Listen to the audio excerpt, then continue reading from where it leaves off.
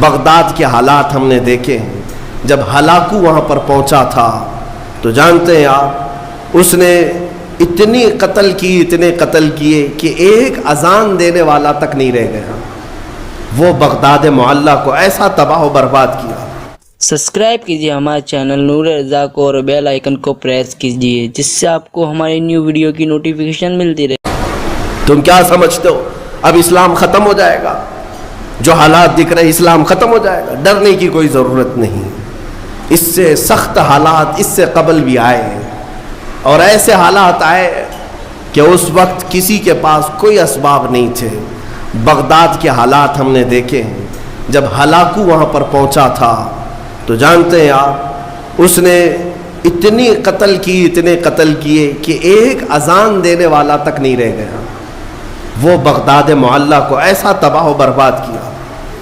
اس زمانے میں کچھ علماء کو قید کر کے لایا اور جانتے ہیں دربار میں مزہ لینے کے لیے اس تتاری بادشاہ نے ایک عیسائی پادری کو بلایا اور کہا کہ ان کے نبی کی شان میں گالیاں دیں. وہ گالیاں دینے لگا.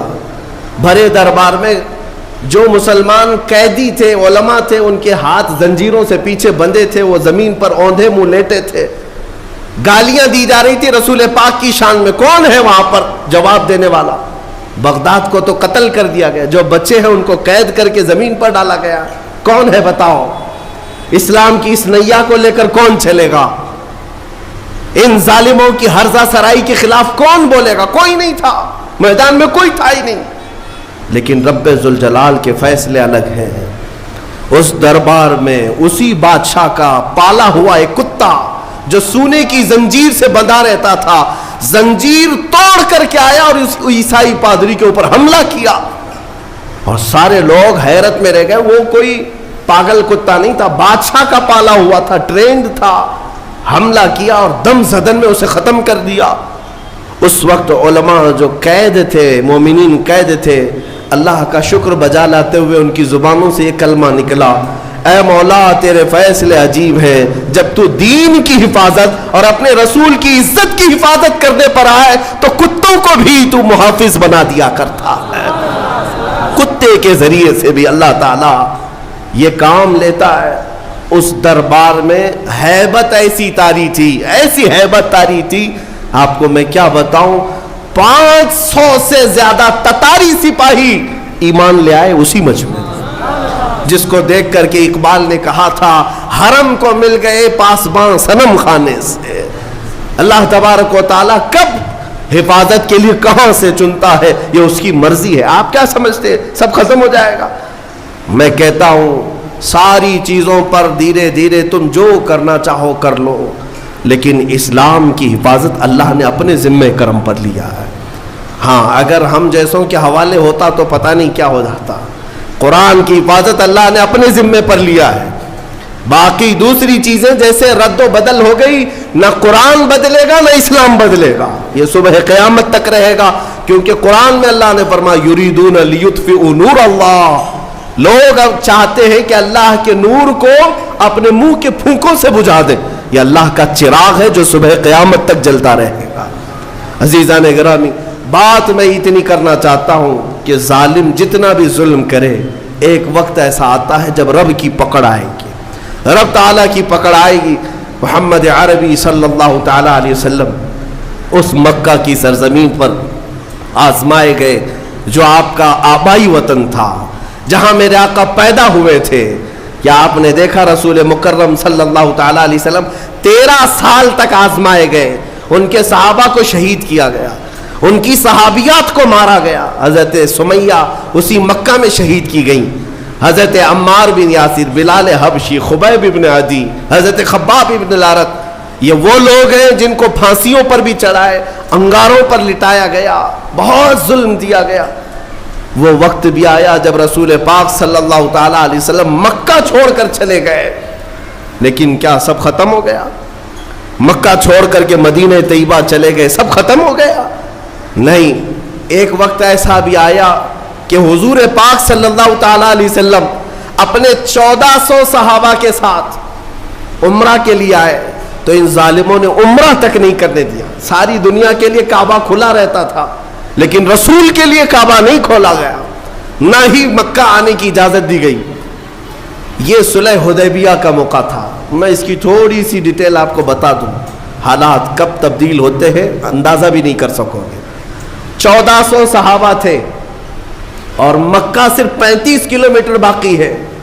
احرام کی حالت میں ہے سب صحابہ, عمرہ کرنے کے لیے آئے, ہتھیار لے کر نہیں آئے, لیکن عمرہ کرنے نہیں دے رہے مکہ والے. بیچ راستے میں روک کر کے زور زبردستی جنگ کرنے پر ابھار رہے ہیں. مکہ والوں کا غرور تھا لڑیں گے ہم, کیونکہ جنگ بدر بھی ہو چکی تھی, احد بھی ہو چکی تھی, خندق بھی ہو چکی تھی. اس میں کبھی ان کی جیت کبھی ان کی جیت, یہ سب چلتا رہا. اب مکہ والے یہ چاہتے تھے کہ ہمارے وطن کے قریب آئے ہیں, ہم جنگ کریں گے. لیکن میرے آقا صلی اللہ علیہ وسلم فیصلہ کیا کرتے ہیں, صحابہ سے کہتے ہیں میں جنگ نہیں چاہتا, میں صلح کرنا چاہتا ہوں. ہم احرام کی حالت میں ہیں, ہم عمرہ کرنے کی غرض سے آئے ہیں. تو جب حضور نے صلح کی بات کی تو ظالم جتنا دبانا چاہتے دباتے ہیں. ان کی عادت ہے کہ اگر تم صلح کے لیے آؤ گے تو جتنا دبانا چاہتے ہیں دبا لیں گے. حضور کے پاس آ کر ایسی ایسی شرطیں رکھی جس کو بظاہر دیکھا جائے تو ایسا لگتا ہے ایک طرفہ ہے سب. کہنے لگے کہ اگر ہمارے مکہ سے مدینے کوئی آئے گا تو آپ اس کو واپس کریں گے, اور مدینے سے کوئی مکہ آئے گا تو ہم واپس نہیں کریں گے, سائن کرو اس پر. اور کئی ایسی چیزیں تھی کہ اگلے سال آپ آئیں گے بغیر ہتھیار کے آئیں گے, اور ہم جس کو پرمیشن دیں گے وہی عمرہ کرے گا. یہ سب چیزوں پر حضور پاک صلی اللہ علیہ وسلم سے صلح کرائی جا رہی. حضرت علی لکھ رہے تھے صلح نامہ. ان ظالموں نے اس بات پر بھی اعتراض کیا, محمد رسول اللہ جو لکھا ہوا تھا, حضور نے یہ لکھوایا تھا محمد رسول اللہ اور قریش کے رئیسوں کے درمیان یہ صلح ہو رہی ہے. انہوں نے کہا ہم آپ کو اللہ کا رسول نہیں مانتے, یہ لفظ ہٹا دیجیے, صلح نامے سے یہ لفظ ہٹا دیجیے. میرے آقا صلی اللہ علیہ وسلم نے حضرت علی سے کہا علی یہ بھی مٹا دو. لوگوں کو تو ایسا لگ رہا ہے نا دب کر صلح ہو رہی ہے, دب کر. حضرت علی قلم نیچے رکھ دی اور کھڑے ہو گئے, کہا یا رسول اللہ مجھ سے یہ نہیں ہو سکے گا, مجھ سے یہ نہیں ہو سکے گا کہ اللہ کے رسول کا نام میں یہاں سے مٹا دوں.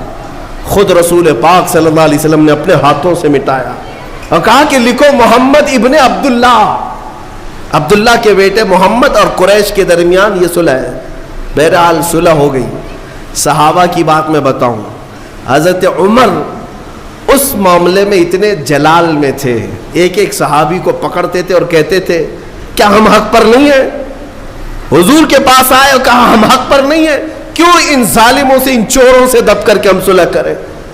ہم 313 تھے ان کے چھکے اڑائے تھے, آج ہم 1400 کی تعداد میں ہیں, آپ حکم دیں ہم جنگ کریں گے. میرے آقا فرماتے ہیں عمر میری نگاہیں جو دیکھ رہی وہ تم نہیں دیکھ رہے, جنگ کی اجازت نہیں. حضرت عمر کو اس پر بھی صبر نہیں ہوا, پورے مجمع میں صحابہ کو جا جا کر کے ہلا رہے تھے. حضرت ابو بکر صدیق کے پاس آئے, انہیں پتا تھا حضرت ابو بکر صدیق کہیں گے تو حضور مان لیں گے. اس مجمع میں حضرت ابو بکر صدیق سے کہا ابو بکر دیکھو تو صحیح کیسے حالات آ گئے آج ہم پر, ان ظالموں ان کافروں کے درمیان ہم صلح کریں گے اور حضور پاک صلی اللہ علیہ وسلم کیوں ہماری بات نہیں مان رہے. لیکن صدیق اکبر کے ایمان کا معاملہ ہی الگ تھا. انہوں نے یہ نہیں کہا ہاں عمر تم صحیح کہہ رہے ہو, بلکہ یوں کہا الزم غرضک یا عمر, اے عمر اپنی زبان سنبھال لو, تم جس کے بارے میں بات کر رہے ہو وہ اللہ کا رسول ہے, وہ اپنے پیٹ سے فیصلے نہیں کرتے بلکہ وہ جو کرتے ہیں وہ وحی الہی سے کرتے ہیں. بہرحال صلح نامہ لکھا گیا, صحابہ احرام وہی کھول دیے اور چلے گئے, سر جھکائے گئے. آپ کو میں بتاؤں حالت ایسی تھی, یہ پہلا موقع تھا, پہلا موقع تھا. حضور پاک صلی اللہ علیہ وسلم باہر آئے, صحابہ سے کہا اپنے اپنے بال منڈا لو, عمرہ ہوا نہیں ہے لیکن بال حلق کر لو. ایک بار حضور نے فرمایا کوئی نہیں اٹھے. دوسری مرتبہ حضور نے پکار کر کہا سب اپنے اپنے بال منڈا لو, چلو مدینے چلنا ہے. کوئی نہیں اٹھے. تیسری مرتبہ حضور نے فرمایا کوئی نہیں اٹھے. نافرمانی کے لیے نہیں, صحابہ کے دل میں اس وقت تک یہ انتظار تھا کہ اللہ کا کوئی حکم آئے گا اور جنگ کی اجازت ہو جائے گی. انتظار میں تھے صحابہ, اٹھ نہیں رہے تھے. حضور پاک غمگین ہو کر اپنے خیمے میں آئے. ام سلمہ حضور کی زوجہ اس وقت ساتھ میں تھی. حضور پاک نے فرمایا میرے صحابہ نے آج تک ایسا نہیں کیا, آج میں نے 3 مرتبہ پکارا, کوئی اٹھنے کو تیار نہیں. حضرت ام سلمہ کہتی یا رسول اللہ, وہ بھی آپ کی محبت میں نہیں اٹھ رہے ہیں. یہ نہیں ہے کہ نافرمانی ہے, بلکہ انہیں انتظار ہے شاید کوئی اور حکم آ جائے. اور پھر میں سمجھتا ہوں ام سلمہ رضی اللہ تعالیٰ عنہ کے بارے میں کہا گیا ہے سب سے زیادہ عقل والے مشورے عورتوں میں کسی کے تھے تو وہ ام سلمہ کے تھے. حضرت ام سلمہ نے کہا یا رسول اللہ, آپ ان سے کیوں کہہ رہے ہیں کہ سر منڈا لو, سر منڈا لو. یا رسول اللہ, آپ اپنے خیمے سے باہر نکلیں, آپ اپنا سر منڈا لیں, اپنا سر حلق کر لیں. حضور پاک نے ان کی بات کو تسلیم کیا اور باہر آئے. جب اپنا سر حلق کر لیا تو سارے صحابہ سمجھ گئے اب اس کے بعد کوئی حکم بدلنے والا نہیں ہے. حضور نے کر دیا, ہو گیا ختم, اب کوئی حکم بدلنے والا نہیں. سب حلق کر لیے. میں یہ بات اس لیے کہہ رہا ہوں کہ حالات ایسے بتاتے ہیں کہ ہمیں لگتا ہے کہ ہم دب گئے, ہم مر گئے, اب ہمارا کچھ نہیں ہونے والا ہے. لیکن نبوت کے اعجاز کو تم نہیں سمجھتے. واپس مدینے گئے, یہ 6 ہجری کا معاملہ تھا. 7ویں ہجری آئی, 1 سال نہیں گزرا, 1 سال نہیں گزرا. قرآن میں اللہ نے سورہ فتح جو نازل فرمائی, اللہ فرماتا ہے لقد صدق اللہ رسولہ الرؤیا بالحق لتدخلن المسجد الحرام ان شاء اللہ آمنین محلقین رؤوسکم ومقصرین لا تخافون. اللہ فرماتا ہے اللہ اپنے رسول کے خواب کو سچ کرے گا. ان قریب اللہ چاہے تو یہ سب کے سب مسجد حرم میں داخل ہوں گے, مسجد حرم میں امن کے ساتھ داخل ہوں گے. یہ آیت پہلے نازل ہوئی, 7ویں ہجری آئی, میرے آقا دوسرے سال عمرہ کے لیے نکلے. اس وقت 10,000 صحابہ ساتھ میں تھے, پچھلے سال 1400 تھے, 10,000 صحابہ ساتھ میں تھے. اور جب گئے تو مکہ کے حالات ایسے تھے کہ سب تتر بتر ہو چکے تھے, نہ کوئی ایک خاندان متحد تھا, کچھ نہیں تھا. اور حضور پاک کی شان سے آئے کہ نہ جنگ ہوئی, نہ جدال, نہ قتل و قتال, بلکہ 10,000 صحابہ شان و شوکت کے ساتھ حرم کعبہ میں داخل ہو رہے ہیں. صحابہ کا وہ اعجاز تھا کہ کوئی دیواریں چوم رہا ہے, کوئی زمین چوم رہا ہے, اور رب تعالیٰ کی بارگاہ میں شکر بجا لا رہے ہیں. کہتے ہیں اے مولا تیری قدرت کے فیصلے عجیب ہیں. یہ وہ زمین تھی جہاں ہمیں رسی ڈال کر کھینچا جاتا تھا, اور آج تو ہمیں حاکم بنا کر اس زمین پر لا رہا ہے. مولا کریم کے فیصلے الگ ہیں.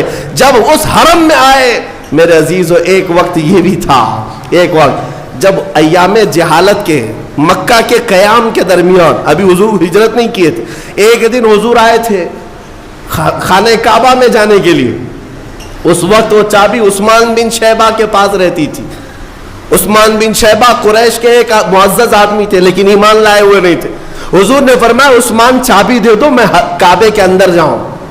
انہوں نے کہا تم ہمارا دین چھوڑ چکے ہو, تمہیں کعبے میں اندر جانے نہیں دوں گا. سارے بڑے لوگوں کو جانے کی اجازت تھی, میرے رسول کو نہیں. حضور پاک نے فرمایا عثمان ٹھیک ہے, ایک دن آئے گا یہ چابی میرے ہاتھ میں ہوگی, میں جسے چاہوں گا اسے عطا کروں گا. عثمان کہتے ہیں کہ ان کی بات سے مجھے ڈر بھی لگا, اور پھر سوچ بھی رہا تھا یہ اتنا بڑا جملہ کہہ رہے, آج حالت ایسی ہے ان کی, ان کے ساتھ جتنے وہ سب غریب لوگ ہیں, مارے جاتے ہیں. بلال حبشی کو دیکھو. اور پھر جب وقت ایسا آیا کہ حضور ہجرت کر کے چلے گئے تو عثمان کہتے ہیں اب تو سوال ہی نہیں آتا کہ کعبے کی چابی ان کے پاس جائے. وطن چھوٹ گیا, گھر چھوٹ گیا, ساتھی مارے گئے, سب چلے گئے. لیکن عثمان بن شیبہ کہتے ہیں 7 سال کے بعد جب حضور واپس آئے, 10,000 صحابہ کے ساتھ واپس آئے, حرم کعبہ میں داخل ہوئے تو سب کچھ بدل چکا تھا. کعبے کے دروازے کے قریب جا کر میرے آقا نے پکارا عثمان بن شیبہ کہاں ہے. وہ آئے, ایمان لائے نہیں تھے, ابھی کافر ہی ہے. چابی لا کر میرے آقا سے کہا کہ آپ نے سچ کہا تھا 7 سال پہلے, یہ چابی آپ کے حوالے ہے. میرے آقا نے اپنے ہاتھوں سے چابی کو کھولا, کعبے کو اور صاف کیا, اور اس کے بعد باہر آئے, کہا میں یہ چابی اب اس کو دوں گا جس سے قیامت تک کوئی نہیں چھین سکے گا. پھر صحابہ کہتے ہیں ہم سب کو یہ شوق تھا کہ یہ چابی ہمیں مل جائے. حضرت ابوبکر, حضرت عمر, کون کون بڑے بڑے صحابہ شوق رکھتے تھے کہ یہ چابی ہمیں مل جائے. میرے آقا صلی اللہ علیہ وسلم نے سارے مجمع میں پھر سے پکارا, عثمان بن شیبہ ادھر آ جاؤ, میرے رب نے مجھے حکم دیا ہے جس کی امانت ہے اسے واپس لوٹایا جائے. تمہارے خاندان میں چابی تھی, تم رکھو. اتنی رحمت دیکھ کر کے وہ ایمان لے آئے اور میرے ساتھ رسول کے صحابہ میں داخل ہوئے. اور آج 1400 سال گزر چکے, چابی آج بھی عثمان بن شیبہ کی اولاد میں ہی ہے. کئی بادشاہ آئے بدلے, آئے گئے, لیکن وہ چابی آج بھی اسی خاندان میں موجود ہے. دوسری بات یہ, فتح مکہ کے دن لوگ آپس میں بات کیا کر رہے تھے پتہ ہے؟